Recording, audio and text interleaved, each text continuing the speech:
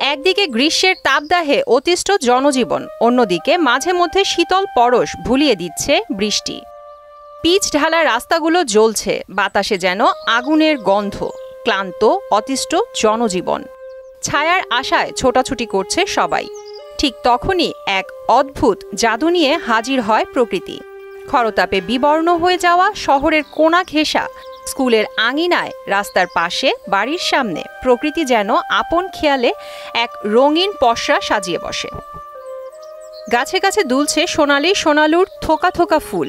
হলুদ রঙের সেই ঝুমকোগুলো যেন কিশোরীর কানের দুল হয়ে বাতাসে দুলছে। দেখে মনে হয় কেউ যেন পুরো একটা হলুদের কৌটা গাছের মাথায় ঢেলে দিয়েছে। কেউ কেউ মজা করে ডাকে, এই যে আমাদের হলুদ পরী।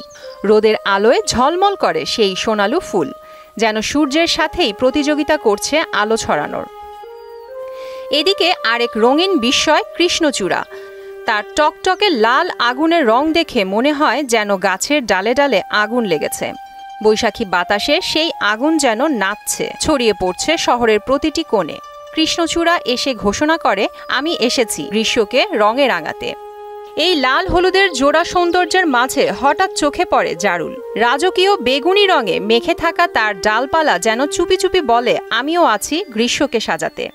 সূর্য যতই তপ্ত হয়, জারুলের রং ততই তীব্র হয়। তার রেশ টেনে নিয়ে যায় শরৎকাল অবধি।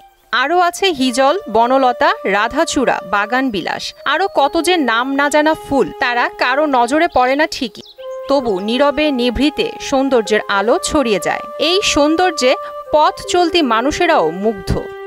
কেউ মোবাইলে বন্দি করছে মুহূর্তগুলো, কেউ ছবি তুলছে ফুলের পাশে দাঁড়িয়ে।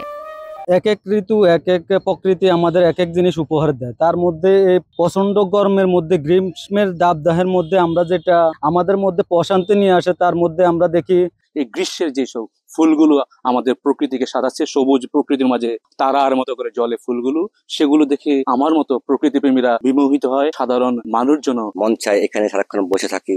গ্রামের রুক্ষ আবহাওয়ার মাঝে অযত্নে অবহেলা বেড়ে উঠেছে আমাদের সোনালু, কৃষ্ণচূড়া, হিজল, নাম না জানা অনেক কত ফুল। আর হলান্নু গাছের ফুল এসব দেখতে খুব ভালোই লাগে।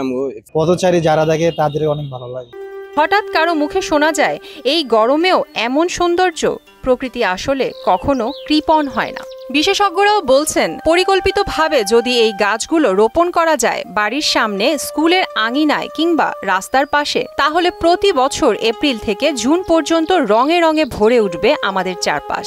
শুধু সৌন্দর্যই নয়, তাছাড়া এই সমস্ত গাছগুলির মধ্যে কিছু ভেষজ গুণাবলীও রয়েছে। তো আমরা আশা করি এই বিষয়ে বিভিন্ন নগর কর্তৃপক্ষ এবং সরকার মনোযোগ দিবেন বলে আমি আশা করি। এই সৌন্দর্য টিকিয়ে রাখতে দরকার সচেতন উদ্যোগ। ফলজ ও কাঠ গাছের পাশাপাশি ফুলের গাছ রোপণের প্রতি গুরুত্ব না দিলে একদিন হয়তো শহরের মতো গ্রামের পথঘাটও হারাবে এমন রূপকথার মতো রঙিন দৃশ্য। এভাবেই চাঁদপুরের গ্রীষ্মে রুক্ষতাকে উপেক্ষা করে প্রকৃতি তার রঙিন রূপে ধরা দেয়। প্রিয়াঙ্কা নিতু, মোহনা ডিজিটাল।